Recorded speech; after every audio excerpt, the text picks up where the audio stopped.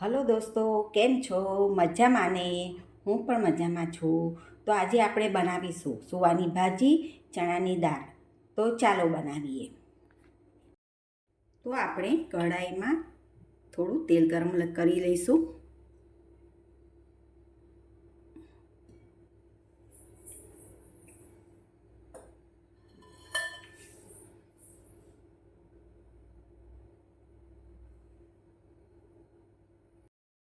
તેલ ગરમ થઈ જાય ત્યારબાદ આપણે મરચાં અને આદુનો પેસ્ટ નાખી દઈશું.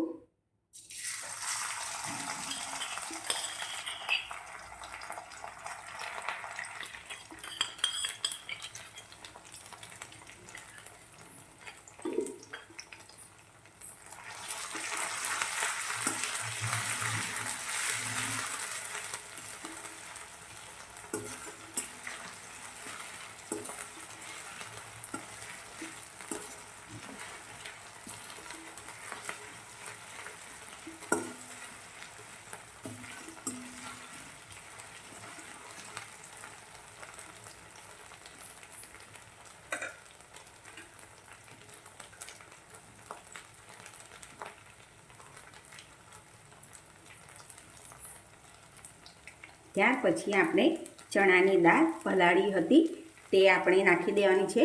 મેં ચણાની દાળને આખી રાત પલાળી રાખી હતી.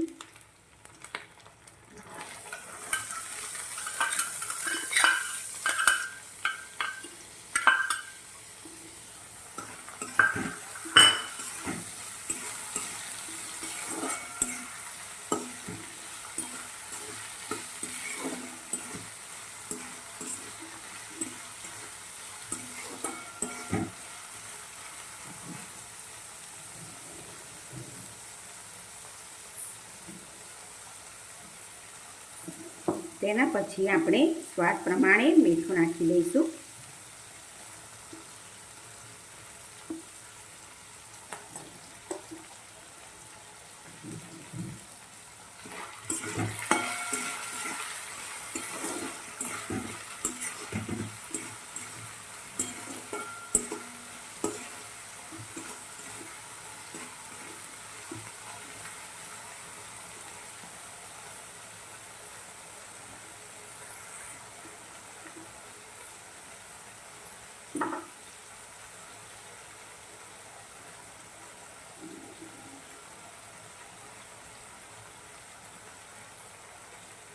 જો તમારી દાળ અહીંયા ચડે ના તો પછી તમે એને બોઇલ કરી શકો છો, જેથી સુવાની ભાજીમાં મિક્સ થઈ જશે.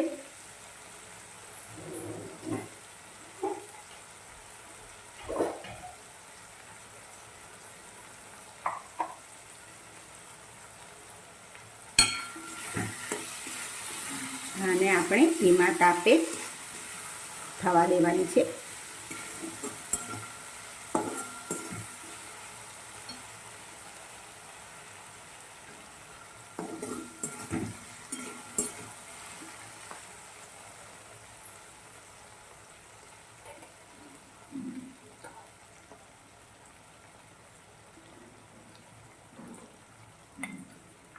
હવે આપણે તેમાં લાલ મરચું નાખી દઈશું સ્વાદ પ્રમાણે,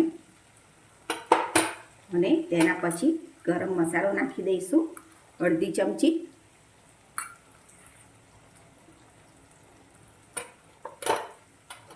અને ત્યાર પછી હળદર નાખી દઈશું અડધી ચમચી,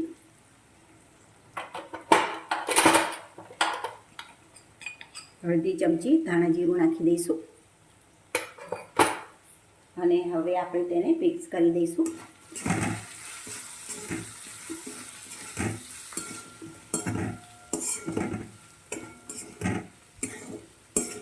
આમાં પાણી નાખવાની જરૂર નથી, કારણ કે સુવાની ભાજીનું પાણી છૂટશે, તેથી આપણે પાણી નાખવાનું નથી. જો કદાચ ના થાય તો પછી આપણે થોડું તેમાં પાણી નાખી દઈશું. હવે આપણે સુવાની ભાજી નાખી દઈશું. અહીંયા મેં એક જુડી એટલે કે 250 ગ્રામ જેટલી સુવાની ભાજી લીધી હતી અને 1 વાટકી જેટલી ચણાની દાળ લીધી હતી. હવે આપણે સુવાની ભાજી નાખી દઈશું ને ધીમા તાપે એને થવા દેવાની છે.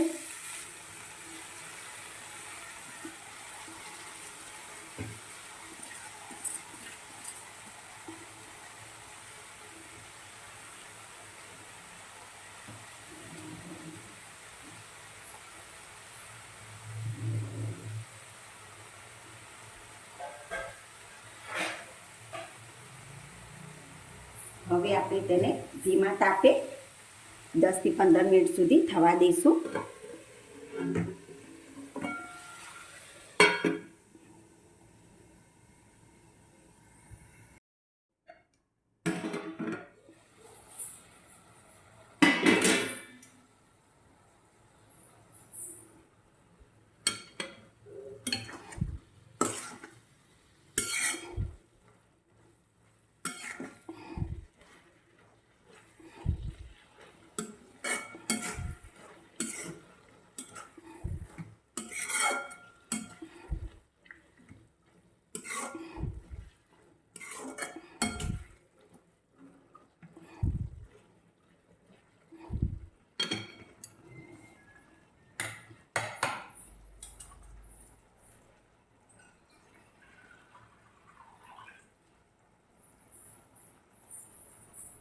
હવે સુવાની ભાજીનું પાણી બહુ છૂટ્યું નથી, તેથી આપણે 1 વાટકી જેટલું પાણી નાખી દઈશું.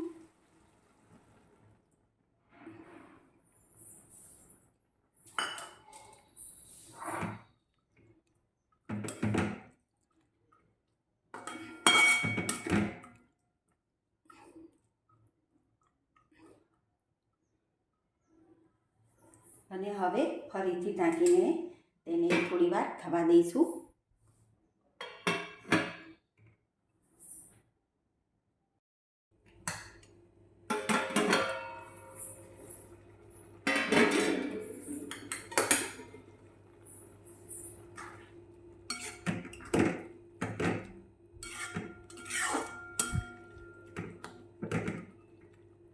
જુઓ, હવે આપણી સુવાની ભાજી અને ચણાની દાળનું શાક તૈયાર થઈ ગયું છે.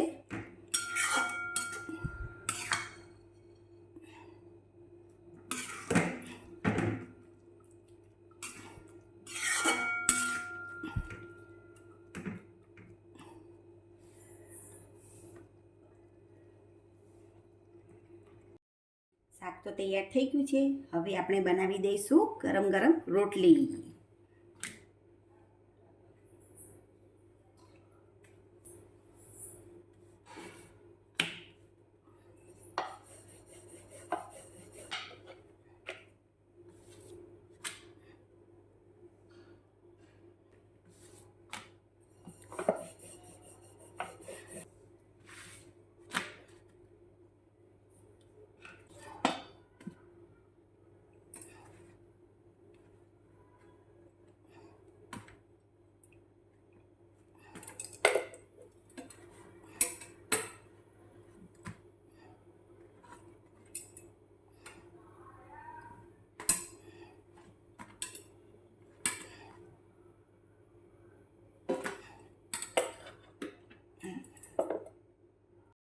હવે આપણી સુવાની ભાજી અને ચણાની દાળનું શાક થઈ ગયું છે તૈયાર. તમે રોટલીની જોડે તેને ગરમ ગરમ ખાઓ.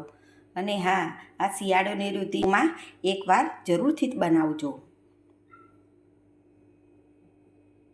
જો તમને આ મારી ચણાની દાળ અને સુવાની ભાજીની રેસીપી ગમી હોય તો લાઈક, શેર અને સબસ્ક્રાઈબ કરવાનું ભૂલતા નહીં.